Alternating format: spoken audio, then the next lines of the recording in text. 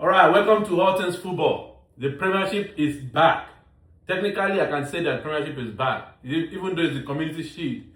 But all football fans, I know we are all anticipating the Premiership. And today, Arsenal versus Manchester City. Arsenal, they just cooled City today, and a lot of Arsenal fans are happy. They added Community Shield to the trophy. I don't believe it's the trophy. Mr. Kuton, that Community Shield is, to me, is more like a friendly match. I know that people talk about, Sir Alex Ferguson won 10 Community Shield, Ateta won 4, but for me, I still think it's more of a modern friendly match. What do you think? What's your opinion on that? Absolutely. I want to say congrats. It's a brand new season to all the football fans around the world. Finally, after the World Cup, we can come back again and start the banter and start the reviews, the previews, the projection. I mean, back to your point, the Community Shield is a trophy, 100%, because the French League title is a shield, but it's a trophy. The German title is a shield, it's a trophy. So why are we changing the context when it comes to Premier League? Premier League Community Shield is a trophy. I'm not against the fact that it looks like a friendly because the two teams are coming to do what? To kind of bring in their players, But then you look at the Super Cup, the La Liga Super Cup, the Italian Super Cup, the German Super League, like they played yesterday against, between Leipzig and Bayern Munich. It was a competitive game.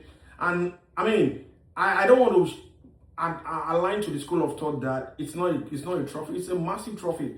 When you look at the 38 trophies that Sir Alex Ferguson won, Community Shield has a very significant number. Guardiola won 20 trophies and he has 3 Community Shield. So why don't we say he won 13 trophies? So 100% Community is a trophy for me. Okay, so I mean, everybody to their own opinion. When I count Guardiola trophy, I don't have Community Shield to it. That's my honest opinion. When I count Sir Alex Ferguson trophy, Arsene Wenger trophy, for me, I don't. I just believe it's more of a friendly match to get everybody ready for the Premiership. But to your opinion, I agree. Maybe if they make it more competitive. It's competitive. Ask me tell me why it's not competitive. So they bring in the best referee, the best 2 teams from the last season that are coming in to meet. They bring in the galaxy of VIPs. We've seen communities that has the Queen in the presence. They have the Prince in the presence. For any game that has the Prince on board, Prince Charles, what's this guy's name? Prince William, he comes in often. Why are you telling me that the tradition behind Community goes beyond football? It's massive. For a community that has a sponsor, the Emirates as the one sponsoring Community over the years, So I don't know why the agenda has come to come into play now, whereby these people are playing down the magnitude of Community. I don't understand.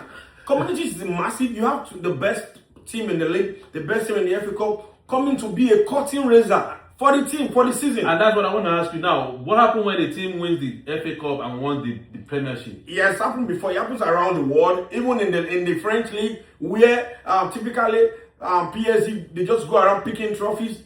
They always play the French Super League, Super Cup. They play the second team in the league. That is the trend. Even in the Serie A, if there is a situation whereby the champion is also the league, the FA Cup champion. If it's whichever is applicable to, they always go for the second best team to play them, and that has happened in the Premier League several times. There are seasons whereby Man City, they won all the 3 the 3 domestic titles. They play Arsenal and the domestic title, and they lost. So I'm trying to use this platform to convince you to change the narrative that the Community Shield is just a mere match. It's not a friendly match. It is not a friendly match, because you are telling Crystal Palace they won the Community Shield. They celebrated as if they not won anything in their life. Are you telling Crystal Palace that it's just a mere game? No, it's not. Okay. I agree with your school of thought. So let's move on to this game. Today, Arsenal schooled Manchester City. Arsenal, in a way, try to show everybody why they are the favorite when it comes to the Premiership. You as an Arsenal fan, are you confident enough, like 100% sure that your team is going to win this league? Yeah, 100%. In my 27 years of supporting Arsenal, this is the first time I'm going to a season knowing fully well that Arsenal might probably walk to pick the title for the first time. Really, in 27 years. No. And that's not to discredit other potential league title contenders. I'm telling you, for the first time in 27 years, I feel like going into a season that we are not going to struggle. We have struggled for so long. For 22 years, we're in a way that now we want to try title. And every other factor that can put me in the place of judgment to predict the title, to predict the winner, favors Arsenal. Every other indices, every other variables. And I put it to you, Xabi Alonso is a new project in Chelsea. Moresca is a new project in Man City. Iraola is a new project in Liverpool. It's a new project. Arsenal has been a project for 6 years. 6 years, and you want to play down that impact. It's a massive one. Going back to this game today, Arsenal did not just cool City. Arsenal played good football. They were well composed, and luckily for Arsenal got an early goal, which put you in a better place to stabilize early and destabilize the opponent for you to be chasing the game. Now, Arsenal is going to be the team that other teams will be chasing. For so many years, Arsenal will be chasing Man City, but this year, other teams will want to chase Arsenal because Arsenal has become a template that other teams are following. So I get the fact that Arsenal has been they've been around for a long time, but my experience, my lesson in football is the fact that in football anything can happen. Obviously, I've seen Han and Slot came into the Premiership and won the league.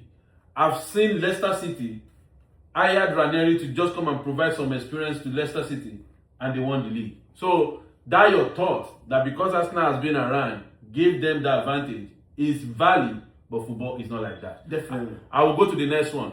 Lewis Kelly, MLS. Fantastic performance today. Massive performance. Massive, especially that first goal. The way he opened his body to trade that pass to Calafiori, that was impressive. But there's a question mark around Lewis Kelly here. Arsenal has just gotten Bruno Guimaraes, who is going to be a starter. Rice is going to be a starter. So there's a spot between Kelly and Zubimendi. And there's a news going around that Lewis Kelly is on his way out of Arsenal. Although Arsenal debunking, but that news is real.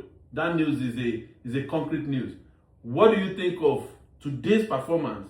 What is Arsenal going to do, or what do you think they should do when it comes to Lewis Kelly? Thank you, Emery. So this is my point.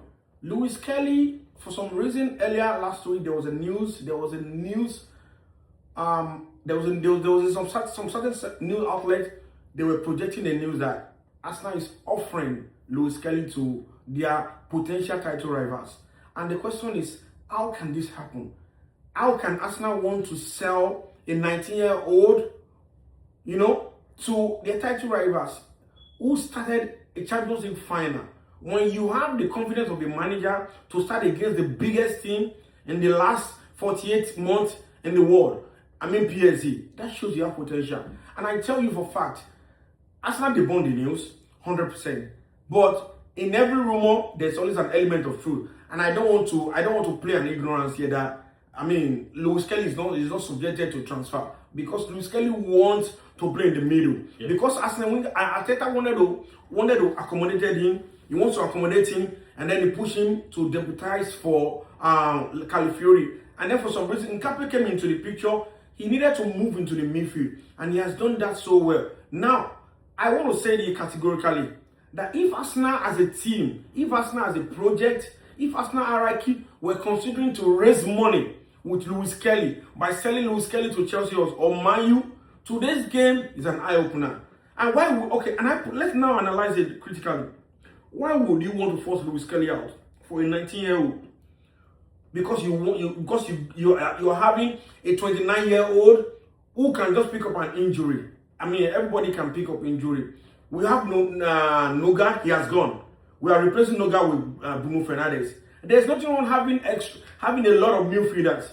And look at Lewis Kelly's potential.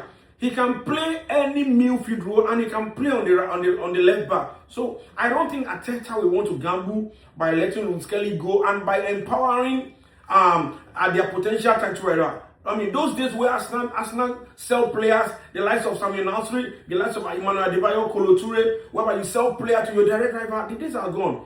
Arsenal are not in the position to sell players. They are not in the position to make money now. Arsenal is, as a matter of fact, Arsenal make a lot of money than most of the teams last season in Premier League. Financially, they are stable. So they are not in the position to sell any player now. So I think for that reason, and looking at this game that Luis Kelly has played today, Arsenal is not, they are not going to sell to any of those title rivals.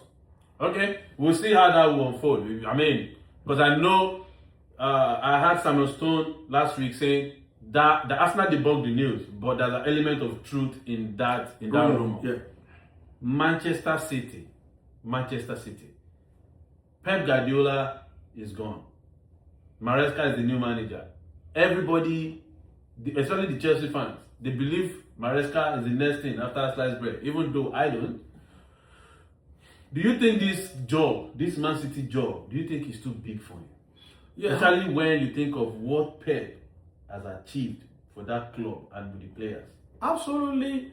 I mean, it will be very disrespectful to what Guardiola represents in the world of football. His legacy, his achievement, his accolade. It will be very disrespectful to assume that somebody can just come within the space of 1 month and match his energy and match his success. Enzo Maresca does not have what it takes right now. And Enzo Maresca was not employed to come and replicate the genius that Guardiola stood for in his 10 years reign as a Man City landlord, as a sheriff in Man City. So I think, back to the question you are asking me, if I need to answer that question directly, I will tell you that Maresca will not come in and replace Guardiola. Maresca will only come in to see how they can consolidate the legacy that Guardiola has laid down. Because if you look at the reason why they go Maresca, is because they want to try and maintain some level of continuity and some level of philosophy that Guardiola stood for. Enzo Maresca worked with Guardiola for several years. He understands his idea, and now we are told that Guardiola is at the back end trying to push some narratives and trying to push some ideas, because they gave him a better position now so that he can influence things, he can advise his team. So technically, the hands of Mourinho, the hands of Guardiola is still in the war, every war in Man City. The hands of Guardiola is still on every war in Man City. So I feel that Guardiola is still around in the shadow, but Maresca does not have what it takes right now. But that's not to say that he's not a good manager, because he won the World Cup with Chelsea, the Club World Cup with Chelsea, he won the Conference League with Chelsea, and we don't want to throw that away. It takes somebody who has a very good experience to achieve those feats. So I believe it's a project.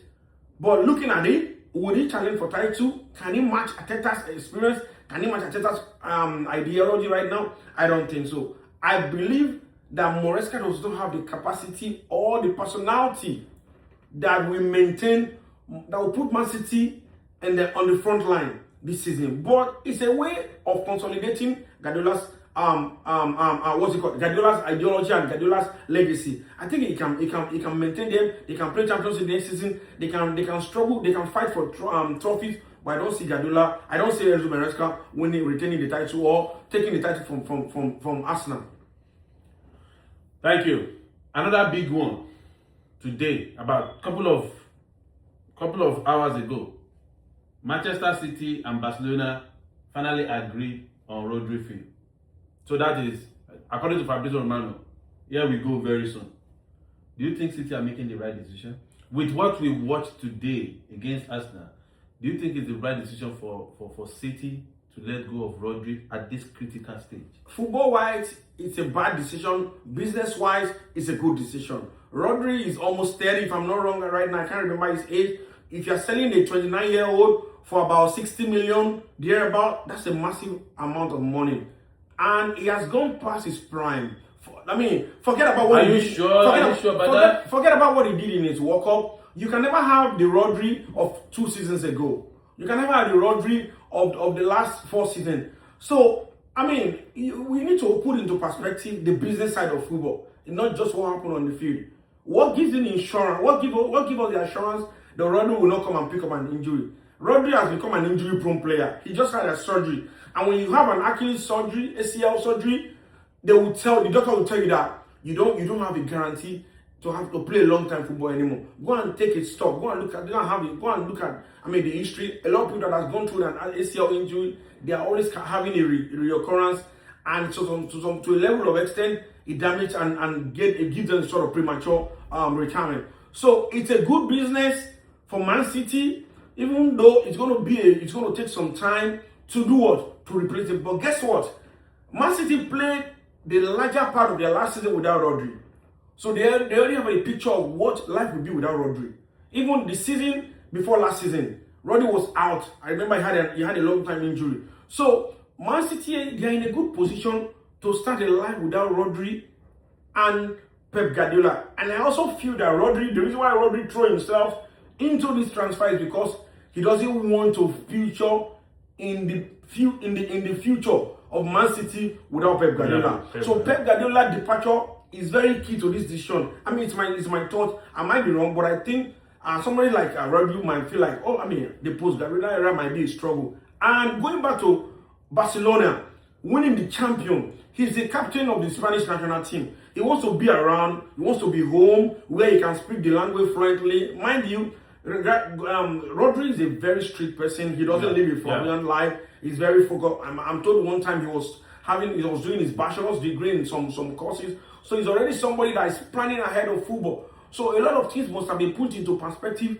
for him to make that decision. And I think it's a massive move for him. And then from Barcelona's point of view, Rodri can galvanize those young guys, the predators of this world, to do what? To subdue Real Madrid. And guess what? If Madrid could not manage their egocentric squad with their coach who wants to be the face of the team against the Mbappe of this world and Vinicius of this world, there will be a struggle. And guess what?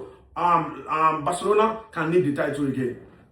I agree with you on the Rodri perspective. Business-wise, good deal for City. Football-wise, not good. But at the end of the day, City they've accomplished a lot, so it won't be a problem for them to review the game. Femi Kuton, thank you very much for showing up on this program. Thank you. Great to have me. We'll be doing this much. We'll be having a lot of this season. I'm fully back, and I'm back for good. Back for good. Yeah. This is confirmed football analyst. And then watch out for the review of the Premiership start on Friday, and we'll be doing the review as well. Watch out for the space. Thank you, guys. Thank you, everyone. Yeah.